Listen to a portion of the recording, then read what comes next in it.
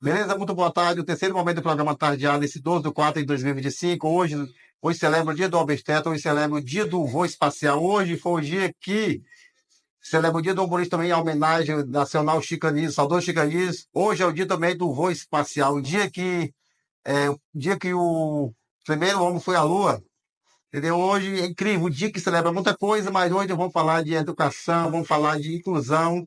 Nosso terceiro momento hoje, Sibeli, é com a notícia doutora, fonoaudióloga que vem com a gente agora, Luara Rego. Rego. Fala um pouquinho da trajetória dela antes que venha palestrar no programa Tardeado. É contigo, Sibeli? A doutora Luara Rego é graduada em fonoaudiologia pelo Centro Universitário Nova FAP, pós-graduada em autismo pela Faculdade Papo Leste, pós-graduada em ABA, Análise do Comportamento aplicada pela Faculdade Papo Leste, capacitação em autismo, TDAH, TOD e seletividade alimentar pelo Instituto Neuro, formação em comunicação aumentativa alternativa, teste da linguinha. Atualmente é fonoaudióloga clínica infantil, com atendimento voltado para crianças a partir de 1 ano e 6 meses de idade e teste da linguinha para recém-nascido. Atendimento na clínica Fonomed, Unidade Centro. E vamos aplaudir, chega para cá, a ilustríssima doutora Luara, senta com a gente, vem palestrar no programa Tardeado. Muito Momento do obrigada. programa Tardeado, hoje estamos conectados. Brasil, estamos nos Estados Unidos, Turquia e Índia e muito mais por aí. Siga o programa Tardeado, aqui, produzindo conteúdo para o mundo. Isso é programa Tardeado. Seja muito bem-vindo a esse projeto. Muito obrigada. Foi bem apresentado, falta alguma coisa, pode estar trazendo. O que tem de novidade no currículo ainda não passou para a gente? Não, tá tudo ok no momento. Como que fez esse despertar para entrar nessa área astronômica da fonoaudiologia voltado mais para criança? Pronto. Desde pequena eu sabia que eu queria trabalhar com crianças, né? Mas não tinha bem ao certo o que é que eu queria ser. E aí, no decorrer da minha adolescência, eu comecei a ouvir falar mais um pouco da fonoaudiologia. E dentro do meu ambiente familiar, eu tenho pessoas fonoaudiólogas. Então, eu tive um contato maior com a fonoaudiologia através de uma prima minha, que é fonoaudióloga, e que, inclusive, foi minha professora no tempo de graduação. Mas, apesar dela ter me inspirado muito, nós seguimos caminhos diferentes, né? Hoje ela é fonoaudióloga audiologista, trabalha realizando exames audiológicos em adultos, e eu segui essa trajetória para o público infantil, porque foi aquela vontade que eu tinha desde pequena de trabalhar com crianças. E ainda na graduação, que eu tive contato com o autismo, eu me apaixonei completamente por essa área. Então, desde o primeiro momento de formada, eu sempre atuei como fonoaudióloga infantil, com um atendimento voltado para o público autista. Hoje eu sou especialista exclusivamente para atendimentos com autistas. Eu vi alguns momentos na rede social, as criancinhas, como é que é feito aqueles primeiros toques, que já para assinar o sonoro, as crianças recém-nascidas, como é que é feito? As crianças recém-nascidas, você vai ver os primeiros toques para poder ver, despertar sonoro, como é que é feito? Pronto. O autismo, né, nós sabemos o quê? Que ele é um transtorno do neurodesenvolvimento. E ele pode afetar a comunicação, a socialização e a interação. E, além disso, essas pessoas que nascem com autismo, elas podem também apresentar comportamentos padrões repetitivos e restritos. Então, a partir dos primeiros meses de vida, aquele indivíduo já pode apresentar sinais para o autismo, né? Então, é muito importante a família já ficar em alerta logo nos primeiros meses de vida e não precisa esperar chegar aos 2, 3 anos de idade para poder descobrir isso daí. Quais são esses primeiros sinais que possam ser identificados na infância, nos primeiros dias, no início da vida? Pronto. Quando a gente pensa em fala, em comunicação, com 6 meses de idade, a criança ela já consegue se comunicar bem. Ela já olha para o lado onde ela escuta um som, um bater de palmas. Quando é chamado pelo nome, ele já consegue lateralizar para o ladinho que está escutando. Quando a gente pergunta assim, cadê a mamãe? Ele já consegue sorrir. Então, isso já conta como comunicação, tá? Então, se a criança tem em volta de 6 meses, 7 meses, balbucia poucos, produz poucos sons, ela já pode ficar nesse sinal de alerta, né? com 2 anos de idade, a gente tem que pensar em uma criança que é já para estar formando frases simples, contendo pelo menos 2 palavras.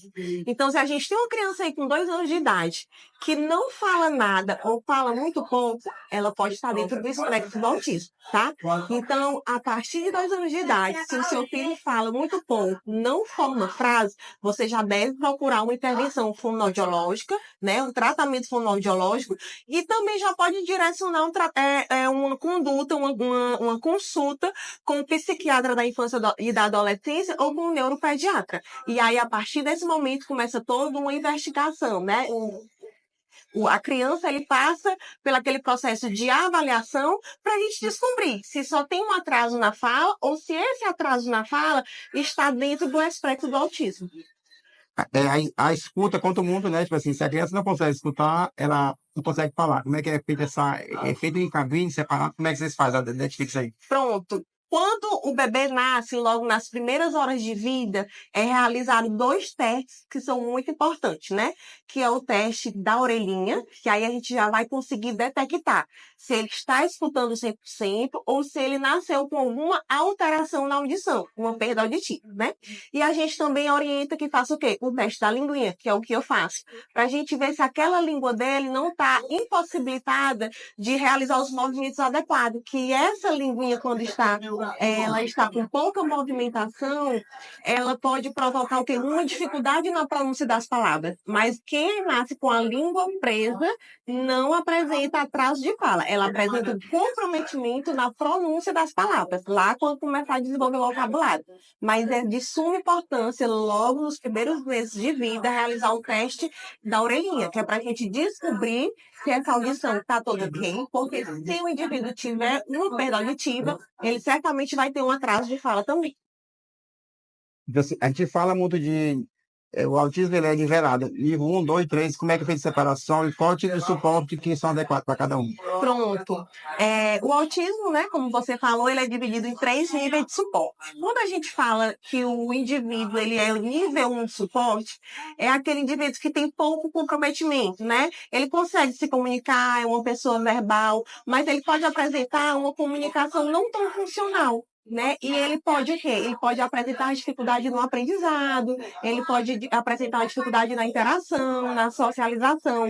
Quando a gente já pensa em indivíduos que apresentam, que se enquadram dentro do nível 2 e 3 de suporte, são aquelas crianças, né, que não verbalizam, não falam ou falam muito pouco, também não conseguem se comunicar de forma funcional, que apresentam ecolalia na fala. O que é essa ecolalia? Repetição.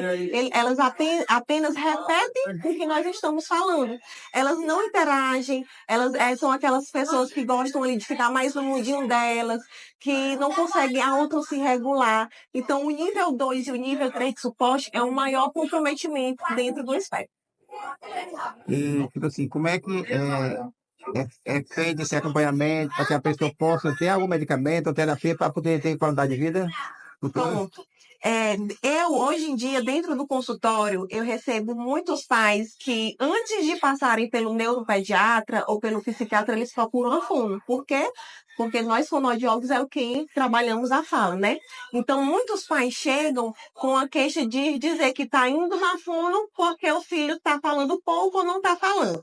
E é como eu falei anteriormente, nem sempre esse atraso de fala é só um atraso de fala. Às vezes tem um autismo por trás disso que dentro de casa a família não conseguiu perceber, né? Então, o que é que acontece? Na primeira consulta, a gente faz toda uma anamnese, a gente busca informação de como foi a gestação daquela criança, se aconteceu alguma intercorrência antes ou após o parto, como é a comunicação dela atualmente, tá? Depois disso, se houver necessidade para iniciar o tratamento fonoaudiológico, a gente já insere esse paciente no tratamento e, dependendo de acordo com o que ele for apresentando nas avaliações, que geralmente a gente pega as 5 primeiras sessões para realizar uma avaliação, para ver de fato o que está alterado no desenvolvimento da fala daquela criança. Após essa avaliação, a gente encaminha aquela criança com um neuropediatra ou com o psiquiatra da infância e da adolescência, que são os especialistas que podem tratar e diagnosticar o autismo. Dentro desse tratamento, não inclui só o tratamento fonoaudiológico, tá? Na maioria dos casos, a gente precisa, sim, de um acompanhamento psicológico, de uma terapia ocupacional, de uma musicoterapia, de um acompanhamento psicopedagógico por conta das dificuldades no aprendizado escolar. E, junto com isso, muitos pacientes iniciam o uso da medicação. Mas essa medicação não é para curar o autismo, é para dar só um suporte maior no tratamento dele. E quando essa patologia vem acompanhada de outros, assim, a criança que tem autismo pode ter TDAH, E ou pronto. tem outro suporte de depressivo, como é que fez essa avaliação? Cada tem que trazer mais um profissional para somar e junto partilhar as informações? Pronto, exatamente. O autismo, na maioria das vezes, ele vem acompanhado de algumas comorbidades. Quais são as principais comorbidades que acompanham uma criança, uma pessoa que tem um autismo? O TDAH, que é o transtorno do déficit de atenção e hiperatividade, e o TOD, que é o transtorno opositor desafiador. Então, a pessoa nasce autista e, no decorrer, ele vai adquirindo a comorbidade, que são esses transtornos, tá? Para isso, é também necessário um acompanhamento com o neuropediatra, com o psiquiatra da infância e da adolescência, e às vezes eles precisam passar por uma avaliação neuropsicológica. Quem é que faz essa avaliação? Um psicólogo que seja neuropsicólogo, tá? Então, é toda uma equipe multidisciplinar. Não existe esse indivíduo ter autismo e tratar só com o médico ou tratar só com a fono, não. A gente consegue resultados bem satisfatórios ao decorrer do tratamento dele, mas ele precisa ter todo um suporte multidisciplinar. E esse suporte, ele pode ser temporário ou contínuo? Pronto. O tratamento para o autismo, o que acontece? É um tratamento a longo prazo, né? E depende muito do nível de suporte que aquele indivíduo se encontra. Geralmente, quando é um nível de suporte 1, às vezes, com o passar dos anos, vamos supor 5, 6, 7 anos de terapia, ele começa a receber altas de algumas terapias. Por exemplo, se a fala dele tá totalmente adequada para a idade que ele se encontra, então ele consegue receber alta do tratamento fonoaudiológico, mas ele ainda permanece em tratamento psicológico por conta das crises de ansiedade, depressão que vem acompanhado do autismo. Se é um indivíduo que consegue se comunicar bem e que tem um bom rendimento escolar, então ele já consegue receber alta da fono, da psicopedagoga, mas ainda permanece em tratamento psicológico por conta da crise de ansiedade e depressão.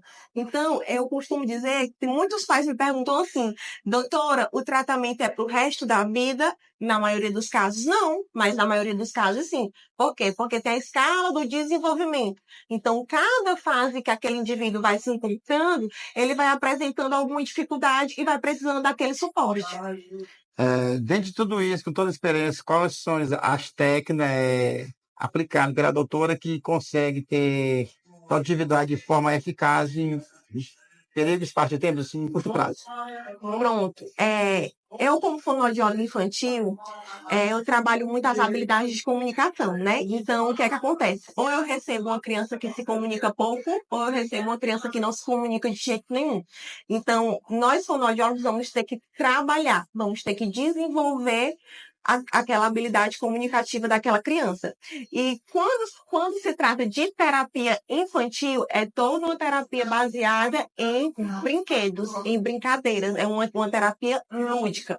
Só que quando a gente fala em brinquedo, não é sentar no chão e entregar um brinquedo para aquela criança e deixar ela lá no mundo dela. A gente vai interagir com aquela criança, nós vamos fazer com aquela criança ela use aquele brinquedo de forma funcional.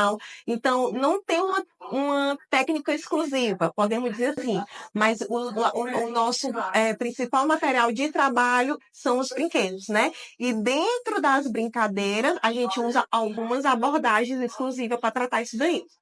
E com todo o conhecimento de como é que é passado para os educadores, né, que a criança precisa de suporte, como é que ele deve agir em momentos que ela possa um pouquinho mais alterada, mais agitada, tipo assim, para acalmar ela e, tipo assim, como é que vocês orientam? Pronto. Quando se trata do tratamento fonoaudiológico e de todo o tratamento completo de um indivíduo com autismo, a gente tem 3 pilares que são fundamentais, né? Família, terapeutas, que somos nós, e a escola. Então, tem que estar todo mundo alinhado para um sucesso dos tratamentos. Não adianta aquela criança fazer terapia toda semana se em casa ele não tem um suporte, se na escola ele não está tendo um suporte adequado. Então, o que é que acontece no meu tratamento? Existe o treino parental, que são treino para pais e educadores, onde eu treino a criança e eu combino com o pai o dia da sessão que o pai, a mãe ou a babá, enfim, o cuidador, aquela pessoa que fica ali boa parte do tempo com a criança, vai participar da sessão para eu treinar aquela criança. E assim acontece também na escola, que a gente chama das visitas escolares. Então, eu vou à escola daquela criança para entender, para conhecer como é o ambiente escolar dele, quais são as dificuldades que ele apresenta dentro do ambiente escolar, porque às vezes a criança apresenta uma dificuldade na escola que lá na terapia, que é só eu e ele dentro do consultório, ele não apresenta, porque às vezes na escola ele tem o quê? Muitos estímulos, é muita criança falando ao mesmo tempo, tem aquele ruído que termina desregulando ele, onde ele apresenta o quê? As frustrações, né? Aquela criança que fica mais inquieta, mais agitada. Então, a equipe tem que, de fato, estar preparada. Então, é por isso que existe o treino parental, que é o treino para pais e cuidadores, onde nós, profissionais, vamos até o ambiente da escola e chama a família para participar da sessão para poder estar treinando toda a equipe. Como a doutora recomenda esses materiais que podem ser úteis nesse desempenho, tanto para a família ter em casa como para a escola ter para usar como suporte? Pronto. Eu costumo dizer que para a gente estimular a fala de uma criança, né, estimular a comunicação em geral de uma criança, a gente não precisa ter brinquedos, todos os tipos de brinquedos. Às vezes o básico funciona, é aquela história que o básico funciona. Então, em casa, é importante que o pai tenha ali um jogo da memória, que é um jogo que o próprio pai sabe jogar ali com a criança, um quebra-cabeça, que estimula a atenção, a concentração, o raciocínio lógico. Pode ter ali podemos ter ali um bloco, aqueles blocos de encaixar para estimular a coordenação motora, onde aquela criança vai ter que conseguir encaixar todos esses bloquinhos. Pode ter uma bolha de sabão, que é um brinquedo simples, que é um brinquedo que todo mundo conhece, que é um brinquedo barato, que estimula o quê? O contato visual. Enquanto você está ali assoprando a bolha de sabão, a criança está olhando para você, está ali tendo aquele contato visual, está interagindo com você. Então, às vezes, não precisa de brinquedos de outro mundo. É o básico que funciona. Agora, não adianta ter diversos brinquedos em casa e não sentar ali em frente à criança e brincar com aquela criança. Eu sempre oriento os pais que o quê? Sempre, todos os dias, tentar tirar pelo menos 20 minutos ali da rotina diária para sentar de frente ao seu filho e pegar um brinquedo que ele tem em casa e brinque de forma funcional, dando funcionalidade àquela brincadeira, que isso é o principal para poder estimular a fala de uma criança. Tecnologia e informação dentro do campo da fonologia veio para ajudar ou tem algum obstáculo nisso aí? Veio para ajudar, inclusive a fonoaudiologia ela vem surpreendendo nos últimos anos. Antigamente, há muitos anos atrás, quando nós falávamos de terapia fonoaudiológica para crianças autistas, né? A gente só pensava naquela terapia convencional, que é essa de sentar e brincar, né? Inclusive, era 30 minutinhos aí de duração. Hoje, dentro da fonoaudiologia, nós temos inúmeras abordagens, né? A mais conhecida é o método ABA, Análise do Comportamento Aplicado. Ele vem para avançar, ele vem, de fato, avançando o nosso tratamento. Além do método ABA, nós temos a comunicação aumentativa alternativa, que o próprio nome fala que é uma segunda alternativa daquele indivíduo se comunicar, né? Que a gente já usa uma tecnologia, onde a gente implanta, né? Implementa uma prancha de comunicação no tablet, no iPad, e também podemos usar essa prancha de comunicação de baixa tecnologia, onde a gente imprime inúmeras imagens, né? Plastifica e ali vai ser o comunicador do indivíduo. Então, hoje nós temos o ABA, temos a comunicação aumentativa alternativa, temos o método Padovan, que é um método de reorganização neurofuncional, temos a técnica Prompt, que é uma técnica que usa o movimento das mãos para estimular os sons da fala. Então, tudo isso nós aplicamos dentro da terapia, mas é importante dizer que não é todo fonoaudiólogo que pode aplicar. Ele tem que ter especialização, ele tem que ter um curso, tem que ser 100% capacitado para estar aplicando essas técnicas, mas que são técnicas que vêm revolucionando o tratamento fonoaudiológico e a gente está conseguindo resultados bem satisfatórios com esses métodos ultimamente. Lembrando que dia 4 agora foi o dia específico, né?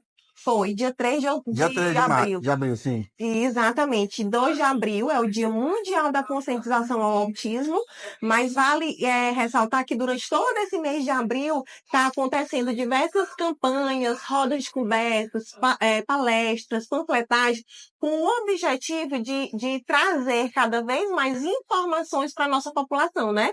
Nós temos que entender que está cheio de pessoas autistas e que o autismo não é uma doença, é uma condição que afeta a comunicação, a socialização dos indivíduos, mas que eles precisam estar o quê? Incluídos dentro da nossa sociedade. Então, o dia da conscientização, ele tem o objetivo de buscar conscientizar cada vez mais a nossa população sobre esse transtorno. Que possamos ver de forma mais respeitosa, né? Exatamente. Que é um ser humano com algumas limitações, mas que ele possa ter um bom desempenho em outras, né? De outra demanda. Exatamente. Eu costumo dizer que o autismo ele não é uma doença. E a pessoa que tem o autismo é como se a gente conseguisse caracterizar aquela pessoa. Mas o autista, ele tem suas limitações, mas ele tem suas habilidades e ele cria toda uma perspectiva de vida. Então, quando ele tem um bom suporte, ele consegue se desenvolver muito bem, ele consegue, como é que eu posso dizer? Ele consegue ingressar num curso de graduação, ele consegue ter uma profissão, ele consegue casar, dependendo do nível de suporte que ele se enquadrar. Então, o que eles precisam é de quê? De inclusão. Eles precisam ter espaço na nossa sociedade para que eles tenham acesso a tudo que a gente tem. Visto notável que está fazendo alguns projetos voltados, né, no social, o governo já está vendo com um olhar mais criterioso, né? Uhum. Esperamos que nesses 5, 10 anos pela frente venham, né, mais novidades, que possa somar, que possa vir agregar valores, né? Mas vamos aprofundar mais. Realizado com a profissão desse período que você está, Sim, o que representa para você a fonoaudiologia voltada no complexo autista? Você entende? Pronto. Eu sou 100% realizada na minha profissão, não é? Eu costumo dizer que eu ainda sou nova na área. Eu só tenho apenas 6 anos de formada, mas são exatamente 6 anos dentro do público autista. Então, desde o primeiro dia de formada, desde o meu primeiro emprego, foi sendo fonoaudióloga voltada com atendimento para o público autista. E eu costumo dizer que são indivíduos que encantam a gente. Trabalhar com criança cansa, às vezes é exaustivo. Eu atendo em torno aí de 90 crianças durante a semana, né? Então, são 90 crianças autistas, são crianças que têm suas dificuldades, suas limitações. Às vezes, eles chegam com uma certa dificuldade de entrar no consultório, de negação, às vezes não querem entrar para dentro do ambiente de terapia, mas é um público que encanta a gente, que cativa, e eu quero dizer que para as pessoas que trabalham com crianças autistas, que agarrem essa causa, são pessoas que precisam do nosso suporte, e que a gente não olhe só com aquele olhar profissional, mas que coloque também o nosso coração e tenha cada vez mais empatia pelas famílias que enfrentam esse autismo aí diariamente. Doutora, fica à vontade para contextualizar tudo que a gente falou aqui, uma mensagem de conforto, de cuidado, de ajuda para quem precisa do suporte voltado para o autista e outra terapia aqui que possa estar passando, que a família que é possível. Pronto. O autismo, como eu sempre digo e já falei várias vezes aqui, não é? Ele não é uma sentença. Mas claro que nenhum pai, nenhuma família quer que o seu filho venha a ter o autismo ou outro déficit ou transtorno associado. Mas quando vocês buscam o diagnóstico de forma precoce, parece que tudo começa a fluir melhor. Então, eu, como fonoaudióloga, eu sempre entendo que o pai vai buscar o diagnóstico, o pai vai viver aquele momento do luto, que é aquela aceitação, ele vai assimilar de fato o que é que está acontecendo. Mas depois que eles começam a entender o que é o autismo, que começam a buscar apoio, que começam a buscar suporte, parece que a vida daquela criança começa de fato a evoluir, a acontecer.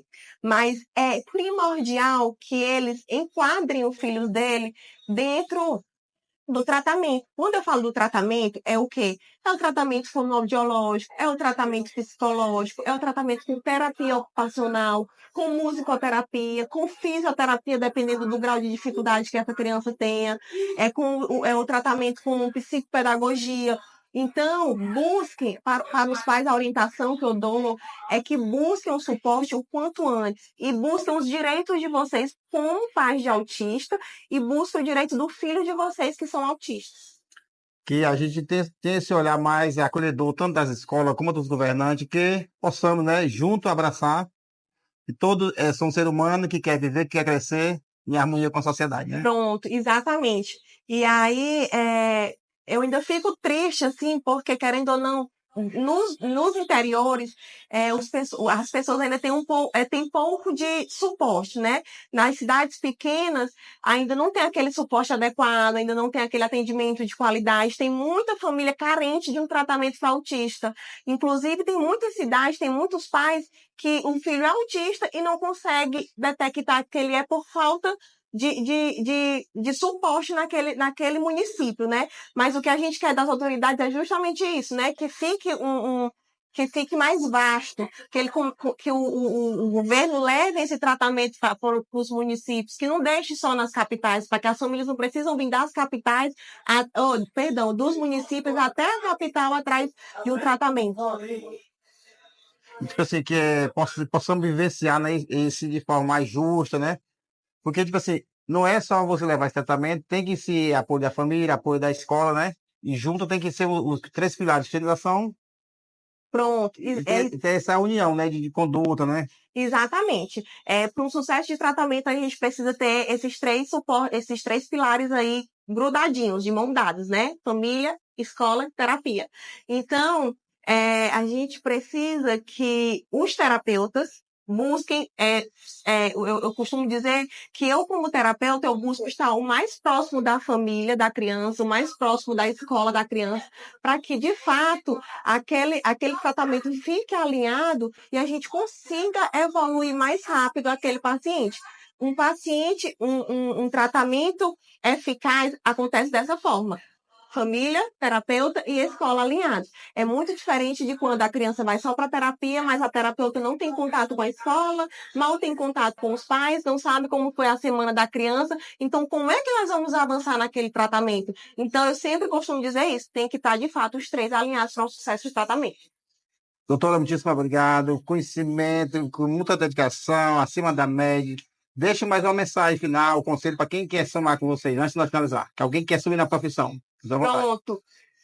Para os acadêmicos de fonoaudiologia, para os adolescentes que ainda não ingressaram na faculdade, que estão com dúvida. Gente, a fonoaudiologia é encantadora, eu sou suspeita para falar, e ela tem inúmeras áreas de atuação. Não é só o autismo, mas tem a área da voz, tem a área da audiologia, que é quem trabalha com a audição, tem a parte da disfagia, que é aquela parte mais de dentro do hospital. Então, a fonoaudiologia está ficando muito vasta, o mercado de trabalho está cada dia mais crescendo e precisando de profissionais capacitados. Então, eu sou suspeita para falar, mas realmente a fonoaudiologia é algo encantador.